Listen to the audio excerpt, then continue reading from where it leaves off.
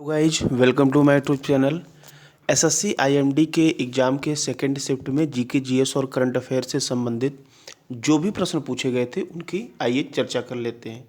देखिए, current affair की बात करें तो करंट अफेयर पिछले 6 महीने के पूछे जा रहे हैं और यहाँ पर 2 से 3 क्वेश्चन आपके बजट से संबंधित प्रश्न पूछे जा रहे हैं। तो आप लोग एग्ज़ाम से पहले एक बार बजट अवश्य देख लें, ठीक है। आइए पहला प्रश्न देखते हैं। पूछा गया था, दक्षिण भारत में वास्तुकला की द्रविड़ शैली की शुरुआत किसके साथ हुई थी? तो ये पल्लव वंश के साथ हुई थी, ठीक है। आगे देखिए, पल्लवों ने 4वीं शताब्दी में अपना शासन शुरू किया।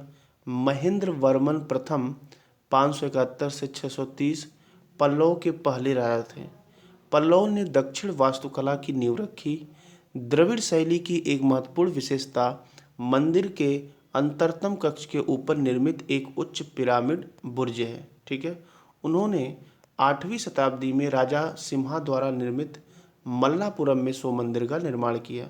इस शैली का एक और उदाहरण कांचीपुरम में ममल्लापुरम और कैलासन नाथ मंदिर में निर्मित है। पल्लव चट्टानों को काटकर तैयार की गई वास्तुकला और मोनोलिथ की नई रचनाएं लाए, ठीक है। तो यहाँ पर आपका पल्लव हो जाएगा। पूछा गया था कि धर्मपाल का उत्तराधिकारी कौन हुआ था? तो देखिए भाई, उनके पुत्र थे देवपाल, यही जो है उनके उत्तराधिकारी हुए और धर्मपाल लगभग 40 वर्षों तक शासन किया था, ठीक है। अगला देखिए, पूछा गया था कि श्रीलंका का क्षेत्रफल पूछा गया था। तो इसका क्षेत्रफल है, ठीक है, 65,610 वर्ग किलोमीटर क्षेत्रफल है और समुद्र तटीय रेखा की बात करें तो 1340 किलोमीटर इसके समुद्र तट की लंबाई है। अगला प्रश्न पूछा गया था, मिशन कुशल कर्मी किस राज्य से संबंधित है या किस राज्य ने शुरू किया है? तो देखिए, दिल्ली की केजरीवाल सरकार के द्वारा निर्माण श्रमिक का कौशल बेहतर करने के लिए अहम फैसला लिया गया है। दिल्ली सरकार के द्वारा निर्माण श्रमिक का कौशल सुधारने के लिए मिशन कुशल कर्मी की शुरुआत की गई है। अगला प्रश्न देखिए, 42वें संविधान संशोधन से संबंधित प्रश्न पूछा गया था।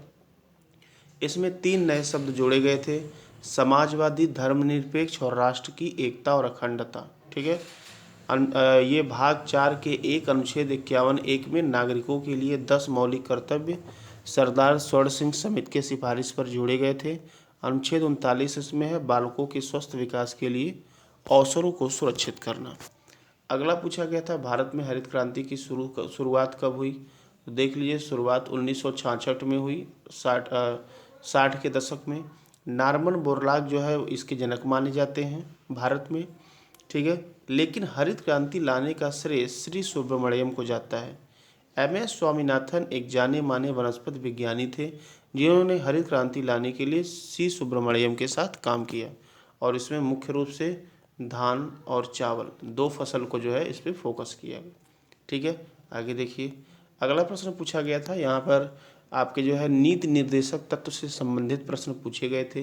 देख लीजिए, 1937 के आयरलैंड संविधान से संविधान के निर्माताओं ने इस विचार को उधार लिया था जिसने इसे स्पेनिश संविधान से लिया है। संविधान के भाग 4 में नीति निर्देशक के सिद्धांतों का उल्लेख अनुच्छेद 36 से 51 तक है। इसे डीपीएसपी भी कहते हैं। Doctor B R. अम्बेडकर ने इन सिद्धांतों को भारतीय संविधान की नवीन विशेषताओं के रूप में वर्णित किया। मौलिक अधिकारों के साथ साथ नीति निर्देशक सिद्धांतों में संविधान का दर्शन है और संविधान की आत्मा है, ठीक है।